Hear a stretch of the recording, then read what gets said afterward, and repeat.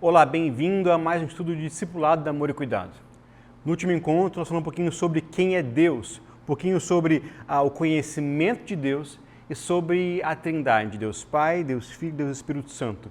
Como que isso é importante para nós, como filhos de Deus, como cristãos, saber sobre o conhecimento, sobre a Trindade, sobre as pessoas e como nos relacionarmos com cada uma das pessoas. Continuando a falar um pouquinho sobre o ser de Deus, nos próximos estudos, falar um pouquinho sobre os atributos, quem Ele é, a sua obra, a criação de Deus. E hoje, em específico, nosso tema é Deus de perto e Deus de longe. Deus de perto e Deus de longe. Um dos atributos de Deus, ou dois deles, nós chamamos de transcendência e imanência. E hoje o estudo é sobre isso. É sobre a transcendência de Deus e a imanência de Deus. Eu sei que parecem termos um pouquinho complicados, mas eu vou explicá-los de maneira mais simples, ou vou tentar durante esse tempo aqui nosso, ok? Vamos lá, o verso para memorização, nós temos dois versos aí no seu estudo. O primeiro deles está lá em Isaías 55, 8 e 9, que fala assim: pois os meus pensamentos não são os seus pensamentos, nem os seus caminhos são os meus caminhos, declara o Senhor. Assim como os céus são mais altos do que a terra, também os meus caminhos são mais altos que os seus caminhos e os meus pensamentos mais altos que os seus pensamentos. Outro texto que está aí para você memorizar, para você guardar, está lá em Jeremias 23, 23. Esse é facinho. Jeremias 23, 23 fala assim: sou eu apenas Deus de perto? Pergunta o Senhor, e não também um Deus de longe? Alguns textos que nós podemos pôr como complementares aqui, por exemplo, Salmo 92, antes que os montes nascessem, ou tu formaste a terra e o mundo, mesmo de eternidade a eternidade, tu és Deus. Mas tu, Senhor, permanecerás para sempre, a tua memória de geração em geração. Salmo 102, versículo 12. Jeremias 23, 24, fala assim: esconder-se-ia alguém em esconderijos, de modo que eu não veja, diz o Senhor. Porventura não encho os céus e a terra, diz o Senhor. Ou, por exemplo, Isaías 57, 15, que fala assim: porque assim diz o alto e sublime, que habita na eternidade, cujo nome é santo, num alto e santo lugar habito, como também com contrito e abatido de espírito, para vivificar os espíritos abatidos e para vivificar o coração dos contritos. Assim diz o Senhor, Rei de Israel, o seu Redentor, o Senhor dos Exércitos: eu sou o primeiro e sou o último, e fora de mim não há Deus. Isaías 44, 6. Salmo 139 fala assim: os teus olhos viram uma substância ainda informe, e no teu livro foram escritos todos os meus dias, cada um deles escrito e determinado, quando nenhum deles ainda existia. Ou, por exemplo, Atos 14, 24, o Deus que fez o mundo e tudo que nele há é o Senhor do céu e da terra, e não habita em santuários feitos por mãos humanas. Isaías 66 fala que o céu é o trono e a terra é o estrado dos seus pés. Ou Isaías 40, que fala que Deus ele conhece cada estrela pelo nome e a chamas e elas obedecem à voz dele. Sabe, há vários versículos para a gente falar um pouquinho sobre esses dois temas, transcendência e imanência. Você já deve ter ouvido alguma vez alguém dizer, numa aula sua aí de ciência ou na escola, algo que a gente chama de a teoria do relojoeiro. Alguns dizem, os deístas dizem que Deus ele deu corda no mundo, como um relojoeiro que dá corda no relógio, deixa ele funcionando, que Deus ele deu corda no mundo e jogou e deixou o cosmo agir por si. O cosmo agir da maneira como bem entender. É como se Deus ele tivesse criado o mundo, ou criado as coisas e deixado tudo a mercê, tudo sem... eu não vou me envolver com as coisas, não vou me envolver com a terra, com a criação, deixar eles que se virem ali. Essas pessoas dizem que Deus ele apenas está observando, ou vendo as coisas acontecendo, ou vendo a vida levar, a vida... e só ali olhando, sentado e apreciando, comendo uma pipoca, bebendo uma água com gás, um guaraná, e assistindo o relógio dando corda até a corda acabar. Mas quando nós olhamos para a Bíblia, para a Palavra de Deus, nós vemos que não é bem isso. Nós vemos um Deus que criou todas as coisas, mas que está bem perto da criação. E esses são os conceitos de transcendência e imanência. Transcendência é o significado de que Deus não é uma mera qualidade da natureza ou da humanidade. Transcendência quer dizer que Deus transcende tudo, transcende os seres humanos. Ele não é algo criado por nós, ele não é limitado à nossa capacidade física ou à nossa inteligência de compreender. A sua santidade e bondade vão muito além e infinitamente mais do que as nossas. Ele é poderoso, criador, sustentador, ele está, como nós vemos, no alto sublime trono. Ele conhece as estrelas, sabe os nomes e coloca-as em ordem. Ele criou todas as coisas. Deus é o Deus Todo-Poderoso.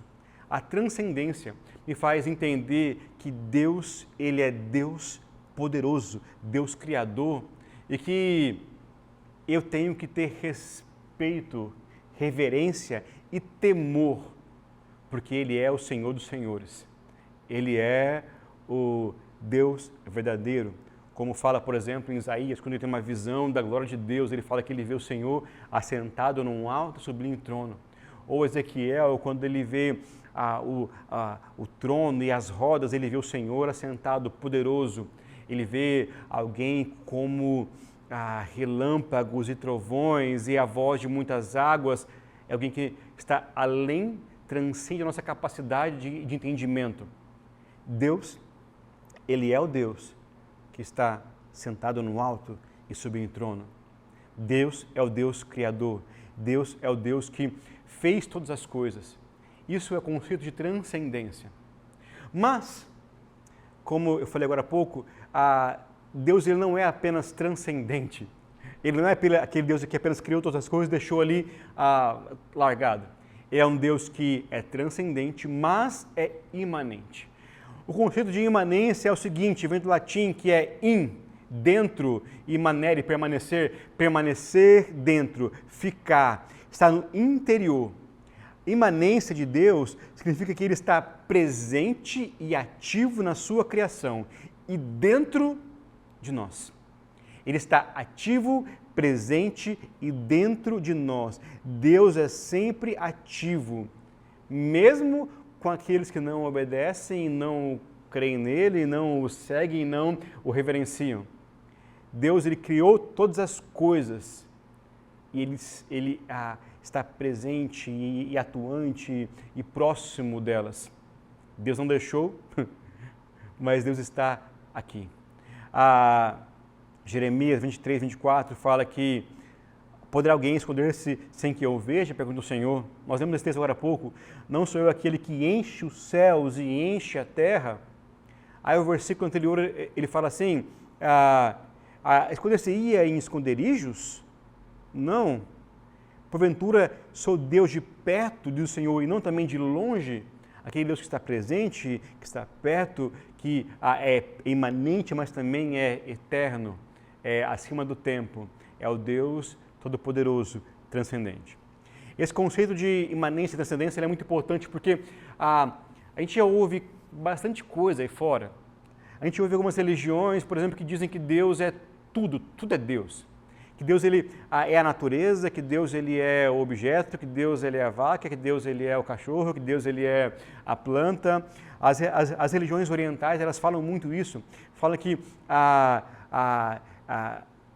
o cosmos está muito além da gente pensar e imaginar. Então, tudo aqui perto, a verdade ela é próxima, o Deus ele é próximo, o yin yang, o bem e o mal, é dualista e Deus está em todas as coisas e é todas as coisas. Elas são panteístas, tem vários deuses.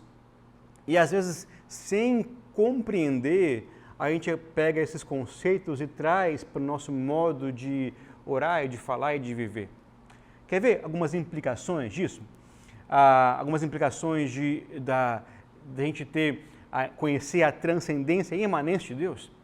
Quando eu conheço a transcendência de Deus, isso implica na adoração e na reverência a Deus. Quando eu conheço a transcendência, eu entendo que Ele é o Deus poderoso, isso implica que eu tenho que ter em mim uma profunda devoção, um santo temor. Deus, Ele é santo, Ele é majestoso, Ele é distinto da criação, Ele é o Senhor do tempo, Ele está acima do tempo, Ele criou o cosmos e o tempo e o espaço, Ele não se limita ao tempo. Sabe, então, quando eu entendo a transcendência, eu entendo que eu tenho que ter reverência. Ele não é o meu parça, Ele é o Deus Todo-Poderoso, assentado no alto sublime trono, que reina, governa, que tira reis, coloca reis, que tem a terra como o estrado dos seus pés. Então, a transcendência implica numa adoração, numa reverência. A transcendência também implica na humildade.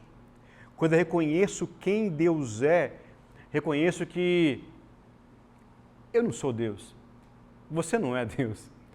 Alguns vão dizer assim que nós somos deuses e nosso foco é nos tornarmos deuses. Não, só há um Deus Todo-Poderoso e Ele está acima do nosso pensamento, do nosso modo, acima de quem nós somos, e isso implica dizer que eu preciso me quebrantar e ser contrito perante Ele, porque não há outro igual a Ele. Implica também na confiança da sua soberania. Implica que nada foge das mãos do Senhor. Um texto que eu amo na Bíblia é Romanos 8:28, que lá fala que todas as coisas cooperam para o bem daqueles que amam a Deus. A transcendência implica na soberania de Deus. Eu creio que Deus é soberano. Nada foge do controle das suas mãos. E até aquilo que muitas vezes eu faço de ruim, Deus ele é todo poderoso e, como fala em Romanos 8:28, Ele consegue fazer essas consequências virarem bênção, ou serem boas, ou serem agradáveis, sabe, para mim agradáveis, ou cooperarem para eu poder avançar, como fala em Romanos 8:28. Então Deus é soberano, nada foge das suas mãos. Deus não foi pego de surpresa. Quando Adão pecou, não foi pego de surpresa. Quando ali em Gênesis capítulo 6, ele precisou enviar o dilúvio, ele não foi pego de surpresa. Quando o faraó não permitiu o povo ir, ele não foi pego de surpresa. Quando Jesus morreu na cruz, não foi uma surpresa. Quando o povo escolheu Saul como rei, sabe, não há surpresas para Deus, nada pega Deus desprevenido. Deus ele é soberano, sempre soberano, e crer na transcendência implica em crer que Ele é soberano, que nada foge do controle das suas mãos. E a imanência? Quais são as implicações da imanência? Quando eu creio e entendo a imanência, eu entendo que Deus ele é sim, aquele que está no alto do trono, que Ele não é meu parça, Ele é o Senhor, mas Ele também é meu Pai, meu amigo. A imanência ela implica na intimidade, no relacionamento. Na imanência, Deus ele enfatiza a sua proximidade, a sua acessibilidade. Deus está presente e ativo na minha vida e na sua vida. Oferece conforto, orientação, amor, graça. Deus ele está aqui para a gente se relacionar. Sabe, uma coisa que a gente precisa entender, eu cresci na igreja e para mim o conceito de transcendência sempre foi muito forte. Eu sempre entendi que Deus é um Deus poderoso, Deus criador. Eu sempre entendi isso e não é difícil às vezes a gente entender isso. Mas o que para mim foi difícil entender foi eu entender a imanência dele e que ele me chama para um relacionamento pessoal, de intimidade. Romanos 8, que eu li agora há pouco, que fala sobre que tudo coopera para o nosso bem, um pouquinho antes dos versos anteriores, fala que nós temos a intimidade, somos filhos, de chamá-lo de Abba Pai. Abba é uma palavra carinhosa para papaizinho, paizinho, indica proximidade. A Bíblia fala que João reclinou na cabeça de Jesus, intimidade. A Bíblia fala que Moisés ele conversava com Deus face a face, intimidade. A imanência, ela implica numa intimidade com Deus. Davi rasgava o coração perante o Senhor e falava todas as coisas e abria e não tinha vergonha ou medo de se relacionar com Deus. Quando eu creio nisso, eu creio que eu tenho o Deus Todo-Poderoso, Ele é meu Pai, Ele é meu amigo, Ele é aquele que está comigo. Jesus fala que não chamamos mais servos, mas chamamos de amigos. Nós somos chamados de amigos de Deus, de filhos de Deus. Se você é filho, você tem herança. Se você é filho, você tem a participação. Se você é filho, você pode chegar na casa do seu pai, abrir a geladeira, você pode ter intimidade, porque você sabe, ir no sofá, deitar no sofá, porque você está na casa do seu pai. Então, isso é uma das implicações. Outra implicação é Cristo Jesus, ele veio à Terra como homem, e nós vamos ver sobre isso no outro estudo, mas isso implica que a encarnação de Cristo, ou ele vindo à Terra como homem, é uma expressão máxima da imanência de Deus. Quando Deus, ele se tornou homem, um de nós, para estar no nosso meio, para poder nos salvar. Outra implicação é que a presença do Espírito Santo, ela é manifesta, ela nos acompanha todos os dias. Nós somos templo, casa de Deus. Acaso Deus ele habita em templos? Não, ele habita em nós. Nós somos casa de Deus, templo de Deus. O Espírito Santo está dentro de nós e Romanos 8 também fala que ele intercede por nós com gemidos inexprimíveis, porque é ele que testifica ao nosso espírito que somos filhos e somos herdeiros. É esse Espírito Santo que nos acompanha, que nos empodera, que está aqui. Não há como fugir da presença de Deus. Onde quer que você vá, Deus está. O Espírito Santo vai com você. Sabe, a gente tinha uma peça que a gente fazia muitas vezes na igreja quando eu era mais novo, que acho que chamava Jesus na minha casa.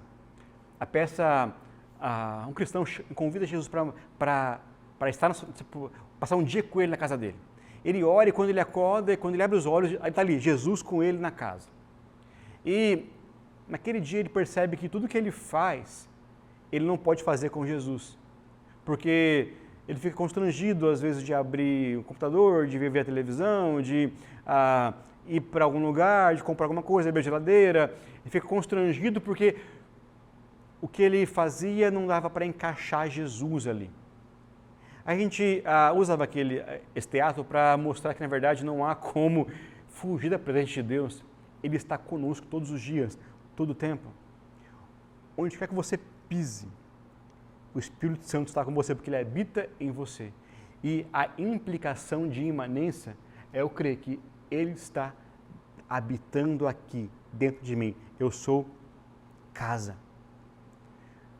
Tem duas frases de João Calvino que falam assim: o conhecimento de Deus é como um vasto oceano. E nós somos apenas crianças brincando na praia. E Deus comunica a sua vida a nos tornar participantes da sua natureza. Nós somos chamados para ser filhos, para participarmos juntos.